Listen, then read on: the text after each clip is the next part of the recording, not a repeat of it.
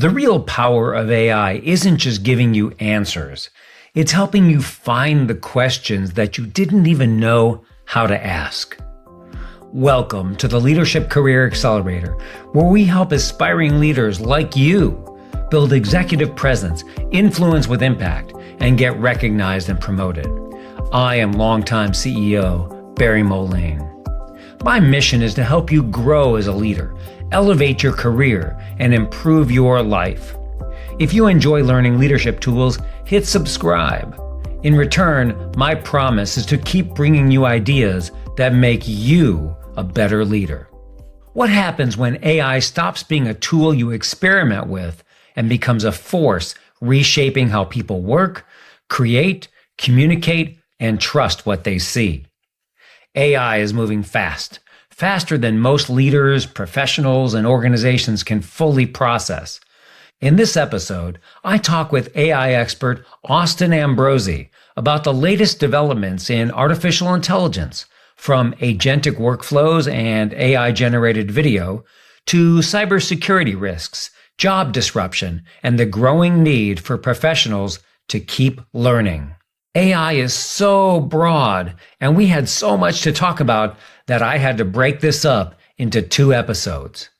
Our first conversation makes one thing clear. AI isn't just changing technology. It's changing productivity, credibility, creativity, and the relevance of our careers. Whether you're using AI to draft content, research complex topics, review contracts, or rebuild your own work, the real advantage comes from knowing how to use it without losing your judgment, your voice, or your human value. In this episode, you'll understand how AI agents are becoming more capable of handling complex, multi-step work over longer periods of time. You'll learn why AI-generated images and videos are raising major questions about trust, authenticity, and what we can believe online. And you'll discover how you can use AI to increase your productivity, sharpen your thinking, and stay relevant as work continues to change. So stay tuned to hear how AI is already changing the way we work, what we trust, and how you can adapt before the next wave arrives. Today we're talking again with Austin Ambrozi. Austin is a keynote speaker on AI and entrepreneurship. He's advised NASA, and he's been a speaker at the Davos World Economic Forum. Austin leads the Forbes Business Council AI Group and serves on the AI Council for United World Leaders, where he briefs over 20 current and former presidents and prime ministers. I've known Austin for a few years, and he is an expert in all things AI and where it's going. I'm excited because you're going to learn how to maximize AI in your world and how to ensure that you are ahead of the curve in AI and not playing catch up. Let's get into it. Welcome, Austin. It's great to see you again. Thanks, Barry. It's great to be here. All right. So, Austin, last time you were on the podcast, I was kind of like freaked out. Like, wait, people are going to lose their jobs? Wait, I haven't heard that. AI is going to be everywhere? What? And whether it's good or bad, a lot of the things that you predicted have come true. Yeah, there have been a lot of layoffs, and AI is everywhere. So let's do an update. What are the latest advancements in the technology of AI? Well, there's a lot that could be talked about there. For starters, I don't remember exactly when our first podcast was. You know, it was probably a year ago, and it's ancient history. I was going to say that speaks to the very topic, is how it's, time blurs because of how quickly everything changes. A lot of what I do day to day now is reading on what new thing happened or what new feature was released or something like that. So as far as the advancements in the tech go, just in general, intelligence has been rising across all of the major benchmarks in terms of, like subject by subject, as well as going into agentic reasoning, the amount of time that agents are able to work before decoherence occurs lengthens. So before, you had an agent that could work on a task for 30 whole minutes, and that was a big deal because before that it was only like 2 minutes, and then went to 30 minutes. Now I've seen stories of 12 hours. And and I haven't gone as deep as possible for that particular example. So there's probably examples even beyond 12 hours now. This is where you have an agent that does multiple steps and it can operate for an extended period of time, right? Is that what you're saying? Got it. Correct. So, a simple use case of an agentic workflow would be, I'm going on vacation. Barry and I are going on vacation this fall and this summer. We're going to go to run with the Bulls in Spain next month. And I want you to map out the logistics for that. So find out what the costs are going to be for Barry and I to either, fly separately or fly together, what room and board's going to cost, what activities we should do, what sort of, we're not going to be there all the time, what sort of pictures should we take, all of the logistics. That's an example of a simple workflow. It might take it 5 minutes. Something a little bit more involved would be orchestrating an entire social media system that does research, that scans all of my previous transcripts to get an understanding of my voice, researches or forms a target ideal customer profile for who is most likely to consume my content, do psychological research on that person, find out which hooks are trending that resonate most strongly with that person, basically reverse engineer the entire content system, write a script for me so that all I have to do each day is check my database and then click record and start going. That's a real example. It's something that I've got set up to occur every day for me. I haven't put it into use yet, but I'm putting that into use starting here in another week or two. So some of these workflows are a little bit more convoluted like that. I will let you go and continue to talk about the tech, but before you do, I want to do a quick follow-up there. When you say intelligence is rising across the board effectively, is that because we are inputting intelligence, we are giving intelligence to AI or to computing in general? No. How is it happening? Well, the simplest answer is improvements in architecture. So the big frontier AI labs, they have long since scraped all of the, well, I shouldn't say all, but practically speaking, all of the useful, usable data from the internet to feed into these models. That game ended probably the end of 2024, or probably 2024. That game ended, and so then there was this whole problem of we're out of data. The models aren't going to get any smarter and whatnot. And so then there was a trend to make synthetic data to add it to the mix, and that a lot of that happened in 2024, 2025, and then the story of 2025 into 2026 now has been improvements in architecture, so getting more out of the data that we've already had. So, as an example, let's say everything that a doctor would be taught, or everything that all cardiologists would be taught from the beginning of time until today. So that's all in there, and that's been there in the system effectively, for at least a year. And now we're talking about how to refine that information so that it can be used in special cases or based on your profile? A good example of it, we'll stick with the doctor example. That one, that all of that information's probably been in there even longer, actually, because medicine's surprisingly structured in that regard. But a perfect example that sticks within that same domain of your example is the tricky part isn't getting all of the doctor's information, all of medical school curriculum into a computer. That part's easy. The tricky part is understanding context and likelihood of when to apply certain trains of thought. And so you think about how if you try to diagnose yourself with Google, you're going to end up on a WebMD page that makes you think you're dying, even if you just have a simple common cold. Everybody's been, realized that they might be a hypochondriac in some settings because of that very thing. So it's the same thing about, the difference between a WebMD diagnosis of what's going on with you versus a doctor diagnosis could be comparable to, say, like a previous generation AI model's assessment of you to a current version. There's a little bit, that's not the perfect analogy, but I think you kind of get what I mean. Yeah.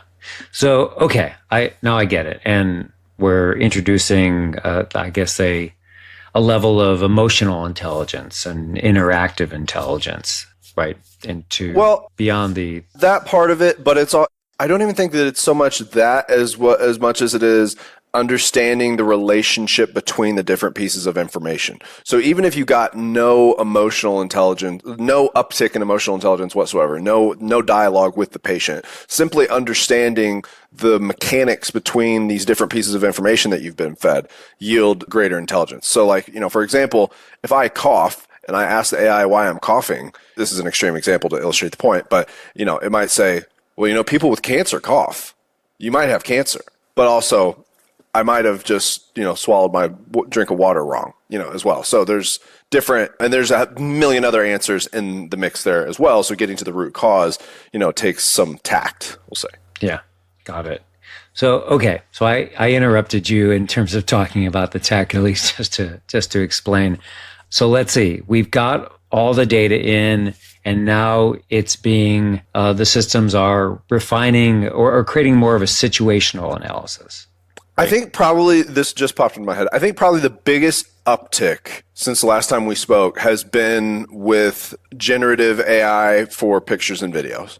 The watermark is rising across every domain that I can think of. But the biggest difference is that I think the last time we spoke, AI video wasn't really there, and it's there now. That you can make videos that are 100% indistinguishable from real video. Now that's still the peak. So on average, you don't get that. But it's still just measuring the high watermark is we've crossed the threshold where I've seen a video where I was like, wow, I wouldn't have been able to spot that. And I'm in the generation that grew up on phones and whatnot, seeing spoofs, deepfakes and whatnot.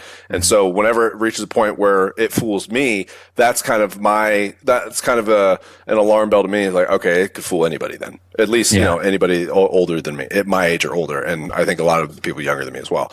The coolest use case that I've seen so far since our last podcast was there was a guy that went viral he rigged up, I think it was an OpenClaw agent. OpenClaw is a big agent that went viral since the last time we spoke.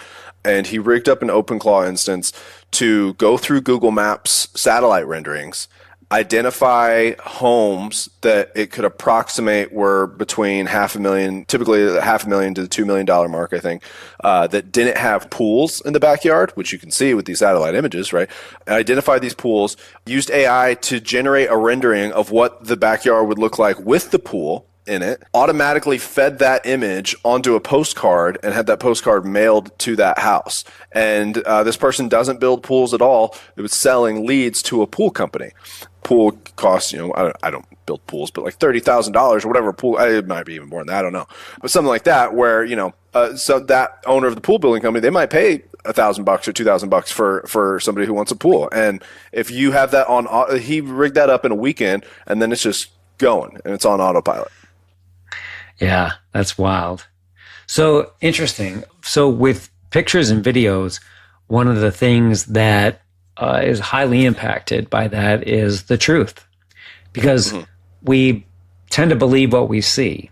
And if we see something that is flawless, a picture of me at a protest, screaming at somebody, we might think that that's a picture of Barry at a protest. And Barry believes this because he was at that protest when I was just sitting at home.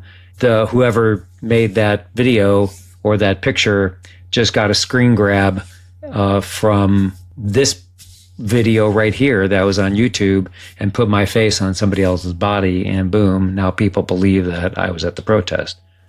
Yeah. I mean, so those things are looking more flawless? Yes, they are. And the important thing to realize is that right now is the worst they're ever going to be. So they're only going to get better, right? Yeah. Because even if the frontier labs pull it, say we're not doing that anymore, the open source community is not is close enough that they'll eventually, like, even if the frontier labs were to all stop today, the open source people would pass them eventually. I don't think it would take very long. I think it'd take a year or less. Yeah. One of the things that I think is important on the pictures and video front is not that the technology hasn't been there in the past. We've seen lots of movies since, I don't know, Star Wars probably, how old is Star Wars? 50 years now, where they used technology and actors are just in giant sound stages that are just all green. The actors have green stuff. The only thing that you see on the actor is their face, and everything else is just created. The entire universe is created around them. The difference between that and AI probably is, and tell me if this is true, is that in the movie example, everything is controlled. There's contracts and actors that get paid to do that, and no one can use that stuff. There's a trail of breadcrumbs and there's accountability. Yeah. Whereas now we can do this right here, right now. It's democratizing the Hollywood production. Yes. Yeah. And then that feeds into, again, the truth. If I can make videos of President Trump or whoever is running against, somebody for an office, my opponent, and it shows them, in a compromising position, well, many people might not believe it just because they say, well, I know that guy, that person is a good person. But there's some people that are going to believe it. Yeah. So I have sort of two answers or two responses for this topic. The first one is that really what we're talking about here is that there is going to be an exponential rise in entertainment in the future. And that inherently is not a bad thing. It's going to be, it's going to be really cool whenever you could rewatch Game of Thrones and you could upload a picture of me and a picture of you and say, I want to rewatch Game of Thrones, but make Austin Jon Snow and make me, whoever else. And then you could rewatch the whole story. And you could pause it and say, I actually didn't like the way that season 8 turned out. Not many people did. So we're going to change the ending. So make it to where this happens instead. That stuff like that's going to be really cool. I'm very excited for that. The problem is that humans are also entertained by scandals and entertained by drama and entertained by things that have real world consequences. And so if I have my philosophical hat on and if I'm being as true as I can be, I think that it's going to be what we're talking about is something that's going to have to shift in the social contract. And honestly, I think it's for the better. I think we're going to start regressing on the path that social media has formed for us, where there are these very solidified echo chambers and these silos of information where the most polarizing content gets fed to the least receptive individual for the sake of engagement. And I think that it's going to start moving in the direction where if you adjust to the new wave of society that is imminent now, it's crazy that we're having this conversation. I remember thinking these things 10 years ago, and now it's here. But if you are one of the ones who wants to successfully adapt, then you can't get roped into as many clips and things as you did before, because you don't know who made it, you don't know what's real and things like that. So maybe there are fewer mobs, and maybe that's a good thing. That's the only thing that I can say to it, because I'll never be able to take the stance of, people are going to get fooled and that's whatever. No, that's a terrible thing, and that is going to happen. It's been happening since before the rise in AI. So that's my first response: is skill issue. Let's learn to start separating ourselves from it and whatnot, and getting back to the way we were in a way. That's my first response. Second response, because I know that not everybody's going to do that, and that's not exactly the most useful thing, is there's going to be a lot of things that help fight this. I'm big on trying to identify the strongest force and then not fight it. Don't complain about the game, learn the rules of the game that you're playing, and then play the game type of thing is my personal philosophy. But for the people that want to try to fight back and whatnot, there are some things that are happening there. All of the major camera companies, the Nikons of the world, are making hardware adjustments into their new cameras so that there's hash signatures. So you can get sort of like a blue check mark on social media. You can get that with pictures and videos that are taken. So things like that are good. I think that we're going to see, there's laws that are getting written crazy with crazy penalties for deep fakes of politicians and stuff like that. I think in the platforms, the social media platforms themselves are doing, I would say, good job of governing it in terms of policies and banning accounts and things like that. I think that we're going to see some shift towards rewarding content that gets made directly within the app, because the social media is mostly what we're talking about here when we talk about this. The mainstream media, a lot of people have lost faith in the mainstream media, whether you're on the right or the left. So where I see people getting fooled mostly is social media now. And that's because there's less accountability than the major news stations, ironically. Yeah, so I think that we're going to see a shift for the algorithm to start prioritizing, a video that I made from within the app, because again, then it's sort of like a blue check mark onto, we can confirm this content is authentic. I think we'll see some platform pop up that is similar to Be Real, which is you can only post it if it was like made in the app and things like that. So it's going to shift. It's not like we're headed to this place where it's going to be all deep fakes all the time. Everyone's getting fooled and things like that. Yeah, that is really good. But it's going to be a bumpy road. There's no question. Yes. So you said video and photographs, huge advancements there. I'm actually a fan of that because I'm a sort of a video nerd. I like taking video and editing video and so on. And it takes a while to do that and to do it right. And of course, I also use AI video and it goes faster, a lot faster, sadly. Well, or I shouldn't say sadly. I like it. And I can see a path with a software like VO3, like Google's VO, that can allow a pedestrian like me to make something like a full-length movie. Yeah. With a story. And in the story that I want to tell, and I've literally thought about this for over a decade, there's a concert scene. And I've thought, if I ever make this movie, that would be so expensive to create a concert scene. Yeah. And now it's just done in seconds sitting here in my little office, right? Yeah. Yeah. So faster and cheaper. You rarely get that combination. Yeah.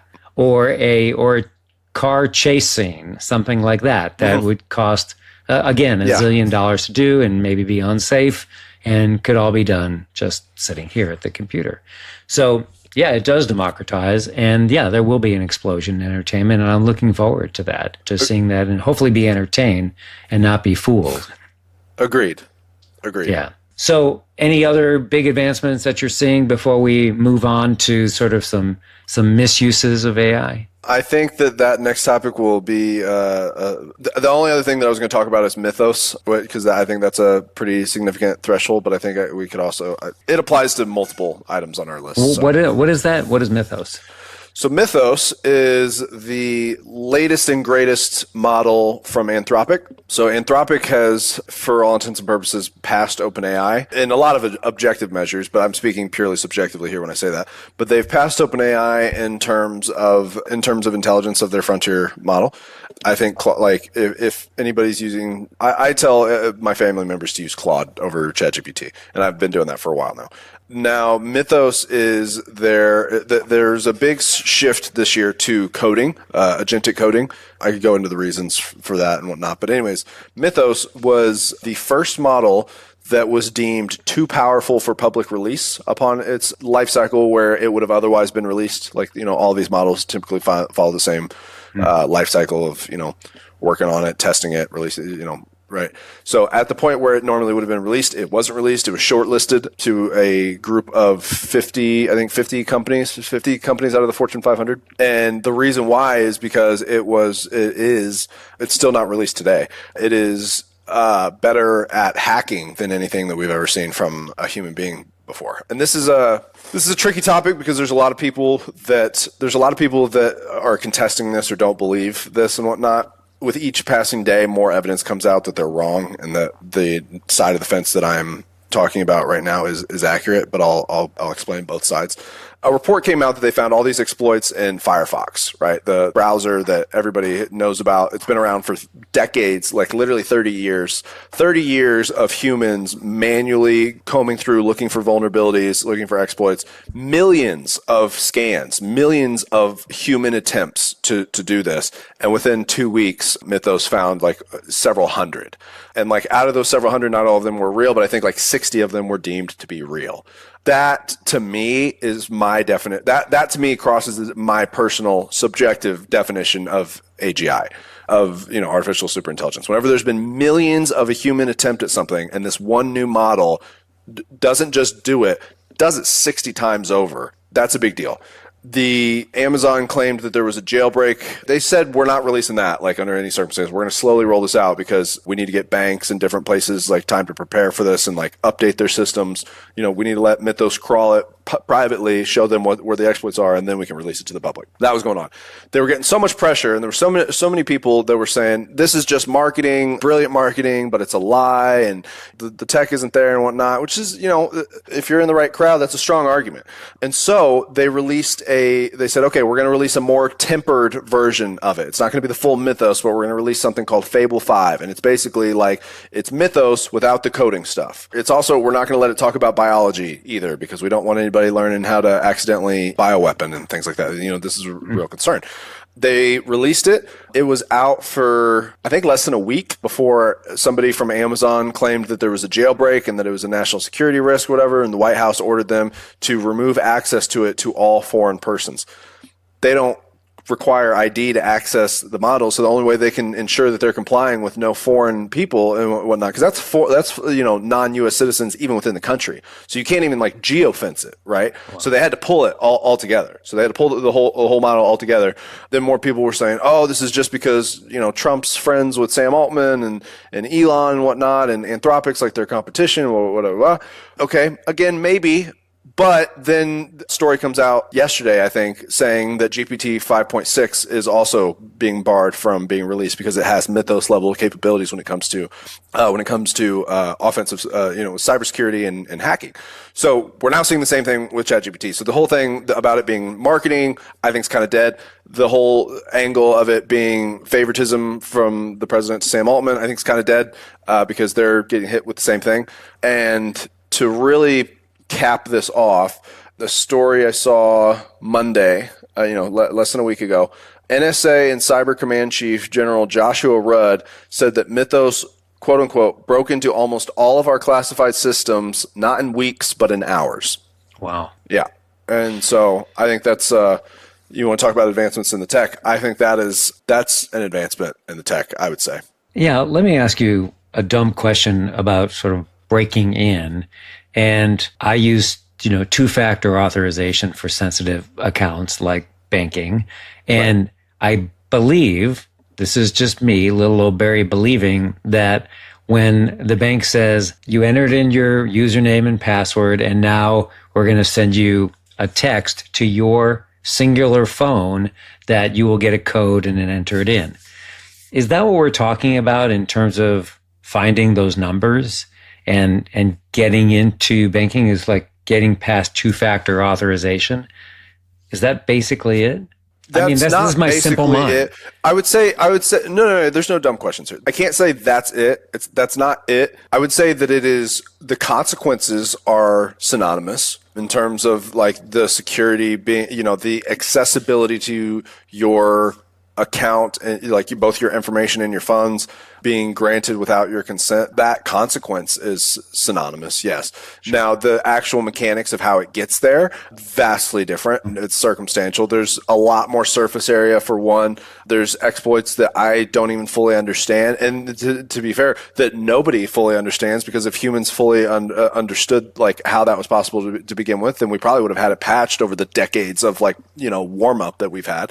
A lot of the time we can look and see what the machine did and be like, oh, okay, I wouldn't have thought of that, but okay, weird. Okay. And so a lot of times it's compromising the system before that 2FA is even triggered. So there's different places that an exploit could occur. That makes sense. Because when I think, how is it, if I think about that process. I didn't read it in my text. Yeah. Yeah. Well, I can imagine a scenario where it gets my username and password, and then it sends a text to my phone, and then it hacks into Verizon and picks up the text and gets the number. That's my simplistic workflow. But what you're saying is that it's not even getting to that point. It's getting to sort of the IT director who has access to everything on the inside. This is a very simplified, watered down version, but to explain that simply, the reason why it's not the same is because what you just said is that would take twice as much work, because now I got to hack the bank and I got to hack Verizon. Right. The other way, I just have to hack the bank. Yeah. So a lot of the hacking risks that have existed for the decade prior to where we are right now have been social engineering tactics. We built up all this encryption and we built up like all these walls, and then we still had people getting spoofed by email addresses saying, "Hey, what's the password for this thing?" And then an employee would say it, right? So it's like that we had built all these walls, and then a human was getting duped into handing over the keys and whatnot. And so a lot of the energy then shifted to, okay, let's try to like fight the social engineering attempts and whatnot. And that's like where the rise of 2FA came and things like that. Let's make sure that nobody hacks into Barry's email, and if that's sufficient, like there needs to be two things. And so a lot of the energy shifted to that because the technical capabilities of our cybersecurity had vastly like surpassed what any one individual could do. And now what we're seeing with things like Mythos and Fable and things like that is that leverage is returning to the individual. So now like it's shifting the landscape in terms of where the priorities need to be for building up those defenses. Got it. So now shifting the conversation to how AI is being used away from fraud, but just our general use. I use it for drafting things, and I make very sure that it's just a draft and I'm putting my fingerprints all over it. I'm not crazy about the way AI writes, but I do like the way AI researches. And, so I'm writing like me. I do produce a lot of writing, and I produce solo episodes on various topics. And, the words that come out are my words. I may use AI to do research on a topic like how to have a difficult conversation, because even though I've been in a lot of difficult conversations as a boss, I still want to make sure that I've got the structure down right. So I turn to AI and it tells me the structure, and I say, "Oh yeah, I've done that. Oh, I missed that step. Thank you for pointing that out." But nevertheless, I walk through an episode and I talk about it. So I'm seeing a lot of people use AI for writing and just submitting it or publishing it without much editing at all. And to me, it's fairly easy to see this AI slop because it has a certain way of writing, a certain cadence, a certain vocabulary that is just, I don't know, it's just dumb, and you sort of see it everywhere. I don't know how that changes. When I look on social media, I see a lot of writing that is just straight from AI to LinkedIn, for example, which is a drag. So it's hard to find an authentic post here and there. I'm not sure how people are using it in business. I will say on the positive side that I went to sort of update a contract on a topic that I wasn't really well versed in, sort of the details of power supply for a particular utility. And I wrote a lot of stuff into Claude, and I say, here's a contract that I've got, and I'm charged with this section and fleshing it out a little bit. And what I don't know is, and I explain what I didn't know, and I say, could you check other contracts to see what kind of things I'm missing? Yeah. And not only did it find those things that I was missing, but it suggested language. Other things And I thought, wow, that was good, because I didn't even know the questions to ask. Right. It answered the questions, provided the questions, answered the questions, and then gave me the answers for the contract language. Yeah. Earlier when you said, what is it, rise in intelligence, what does that mean? That's a perfect example. Thinking of like having the context and understanding the mechanics and the relationships between the different pieces of information to the extent that you can presuppose questions that the user has that the user didn't even realize that they had or like think to articulate, and then provide that as well. Drafting things is the primary use case that I have for myself as well. I actually went through a full this is something else since our last podcast. I went through a full legal proceeding without hiring a lawyer, and I only used Claude. Now, granted, low stakes because it was arbitration. It wasn't an actual lawsuit. It was an arbitration.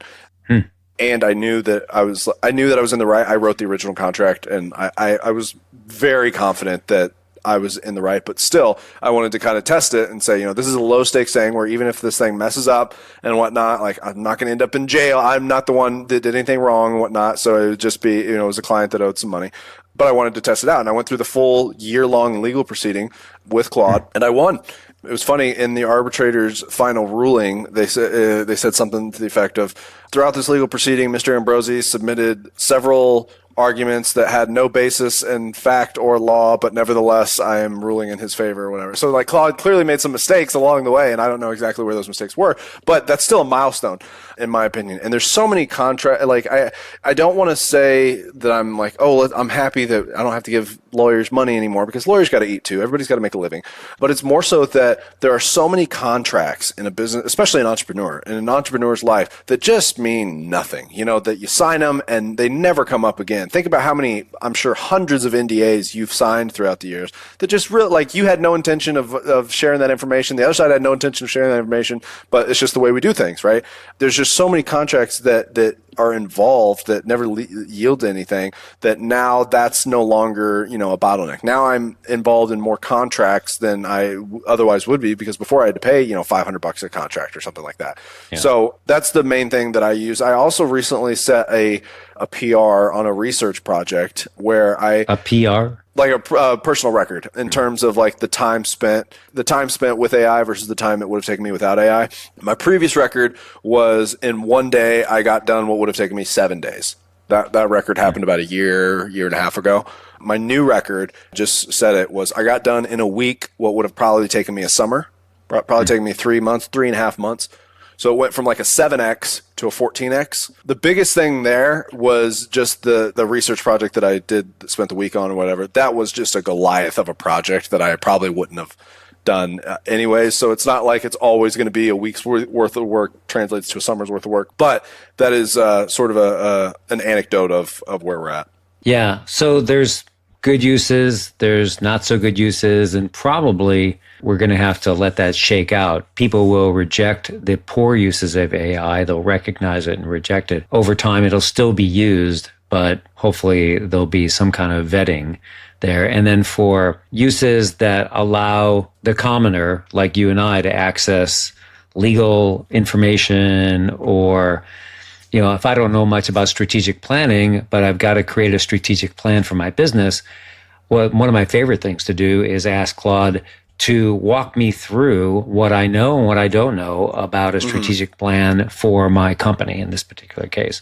And it'll find my holes and what I don't know. And then that gives me an indication of where I need to go to shore up my knowledge or get information about things that are real, so that I can put them into an analysis. But it helps thinking a bit. One of my, I forgot to mention this in talking about drafting and whatnot. One of my favorite use cases is whenever somebody sends me back a signed contract, but they didn't use like an e-signature platform. And so like there's no confirmed version history. So I don't know, they might have changed something. So being able to, if I drafted the original draft from Claude and then I sent it to this person over email or WhatsApp, and then they send it back to me signed, I can upload it back to Claude and say, okay, they just signed. Did they change anything? 99% of the time, the answer is no. But there was one time, literally, within the last couple of months, where somebody did change some very material things, and it was a long contract. I probably wouldn't have, taken the time to read it if it wasn't for that. So there's that. And then another thing that came to mind is whenever you were mentioning the AI slop and whatnot, and how a lot of people don't like the way AI writes.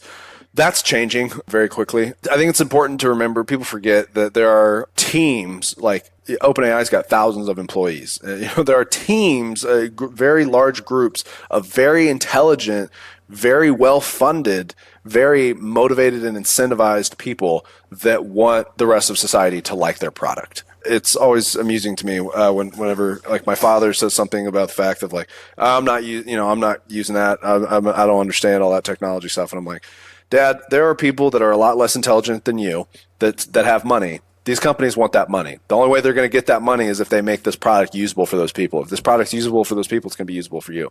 And so, like they're working on the AI slop and using certain words and whatnot. There's even a skill, like Claude has skills now. There's a skill called stop slop that people can use that already handles like the bulk of it. I myself have like an entire like system built into my like content system where I've got 50 transcripts of like my own actual voice from like content that I've made that it scans to get like sort of a fingerprint of my voice and different things like that. So it really just kind of it all comes down to the individual and how much you want to leverage yourself.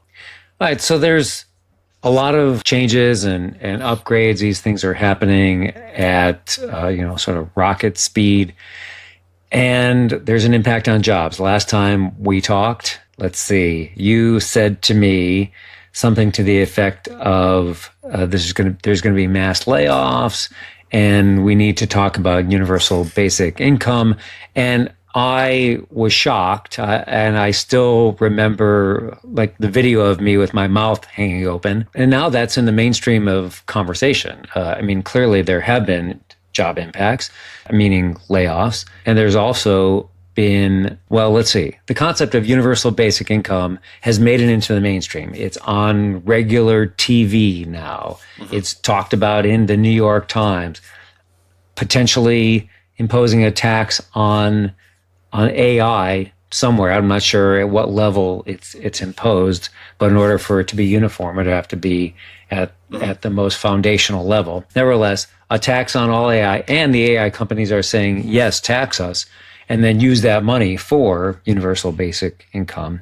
Anyway, all those conversations that you predicted that had me just agape have borne fruit. And there's been no direct action on them, but there definitely is, sort of high-level conversation going on about it. Well, let's see. First, let's talk about job impacts, and then we'll shift into UBI. Yes, there's been a lot of layoffs. Some companies that come to mind. Salesforce, Block laid off. That was Jack Dorsey's company. Laid off 40% of their staff. Meta laid off, I think, a couple thousand. I think it was like 15% of their staff or something like that. So these aren't trivial one-off type of layoffs. These are large macro trend forces that we're observing. For one, I just recently came across the first story that I've seen since this whole thing started about a rebound effect. There's a large number of people that are now there's a large number of firms that are now calling employees back and trying to get them back after letting them go because they realized AI couldn't do everything that they thought it was going to do. Yeah, Fast Company is calling it the AI boomerang. Managers who cut headcount expecting AI to fill the gap are discovering the technology cannot fully replace humans after all and are quietly calling people back. I wouldn't bet on it. I think that it's just been the headlines have been like layoff. So it makes sense for there to be some overcorrection about like, oh, moved a little bit too fast there. But it's going to keep on the large trend at the macro level. I think the trend is going to continue to be layoffs. That's just because, I mean, every speculative proposition on the future state of the economy is always a battle of an unstoppable force meets an immovable object. And so, but is it just layoffs in tech? Well, I mean, okay, layoffs in tech, probably layoffs for interpreters, things that AI is really good at doing. You said marketing? Marketing is something else that I use AI for all the time. I just made a couple of pitch decks and a couple of one-pagers. Tech is the tightest feedback loop, I would say. It makes the headlines, but marketing is a very dangerous one. Customer service might be the worst of all. Legal, just as we talked about, I haven't hired a lawyer in years, which probably should. But so yeah, sure. I would push back on it being on the framing of it being just tech. The way I also think about the impact on jobs, well, let's take a step back. I remember when I was a little kid, elevator operators. People didn't push buttons. There was somebody in an elevator that operated some kind of hand crank. And then at some point when I was just a little bit older, but still a little kid, buttons came into play. Okay, that was, ancient times there. You used to be able to press 0. Let's say 411 gave you directory assistance so you can get somebody's phone number. We don't have operators anymore. Obviously, these are jobs that shifted and people thought, oh my God, the world is changing. Technology is coming to get our jobs. So is this just another one of those times where there's just a job shift? Because, for example, if my job is lobbying the legislature, which was my job for like 4 decades. They know AI bot that's going to be able to do that. Now, right. I might be able to use some AI to help me convey information to the legislature, but a lot of that relies on human trust. Some of the core value proposition there is the authentic human element. Yes. Sure. So that's an important thing to keep in mind too, is like, does your job, is the human element part of your value proposition? In a lot of instances, it's not. So yes, there are examples where, I think that we're going to have politicians for a lot longer than we actually need them. So not saying that we don't need them like tomorrow or anything. I'm just saying that the idea of a politician is very central to the human condition as of us being mammals, and mammals naturally organize themselves into hierarchies. And that's going to be a difficult nut to crack, right? So the knowledge economy is going to come first. That evolved later in the evolutionary cycle, right? So really my answer to your question is it's going to depend on us. It's going to there's a lot of people feel helpless, and a lot of people want to push back against it and whatnot, because a lot of people like the status quo. They like what they're doing. And if nobody changes with the times, then the times will pass us, and then yes, the layoffs will exceed the job creation and things like that. This is something that makes it so hard to make predictions and things like this, is because I read about the tech every day. I can tell you about what the tech's going to do. I have no idea what people are going to do. You know what I mean? People are the hard thing to understand from my perspective. And it's a perfect example of this is everybody got comfortable with calculators. Okay. And then Excel came out, and Elon used this metaphor one time, or this analogy one time, and I loved it. One person with an Excel sheet could outcompute the entire Sears Tower filled with people with calculators. That's the type of scale that we're talking about. So it's do you have to learn Excel? No, but it's going to be hard to compete with somebody who is willing to learn Excel.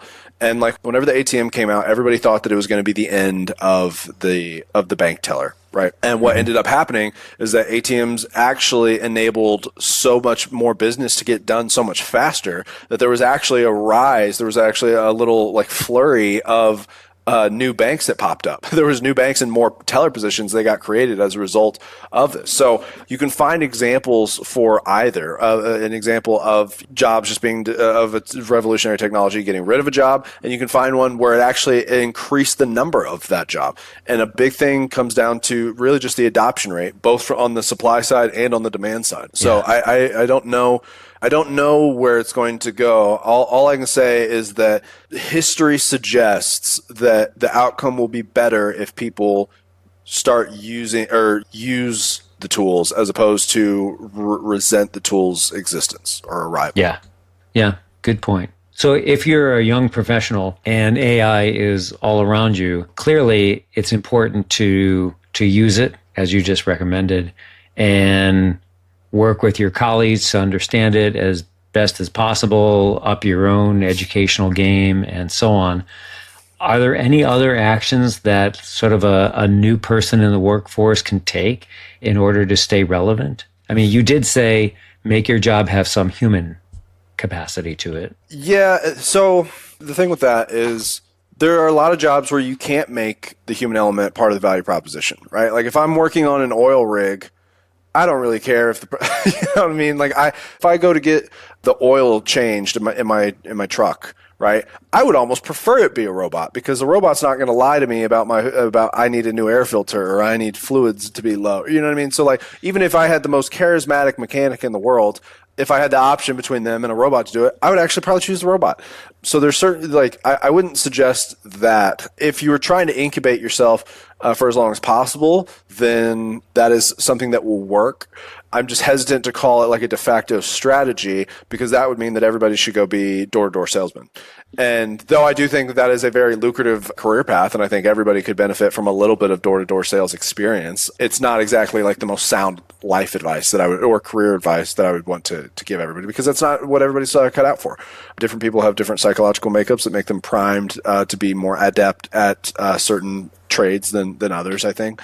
So I do really think that most evergreen piece of advice that I could offer would just be never stop learning. Just continue to educate yourself, learn about what's happening, even if you don't agree with it, even if you don't want to use it, whatnot. You need to be aware of it. You need to be educated on what other people are doing. And at the end of the day, what it means to be a young professional in a capitalistic society is that your incentives have been aligned with solving the pain points of others. So long as there's something that irritates people, then there's something then there's surface area for you to go to try to provide value by alleviating that suffering. Yeah. And I don't know about you, but my experience has been that there's no shortage of things that people are irritated about. That is true. I think about AI as a productivity tool. This is my to-do list. So this is one page of all the things that I kind of need to do in the next couple weeks. And then on the backside, there's medium level priorities and low level priorities, things I like to do in the future. And I don't know when I'll get to all those, but I'm hopeful that for the things that are on my to-do list, I can do them a little bit faster using AI. So increase my productivity. Yeah. It's funny you mentioned that. I'm on the last item of a 3-year-long list like that.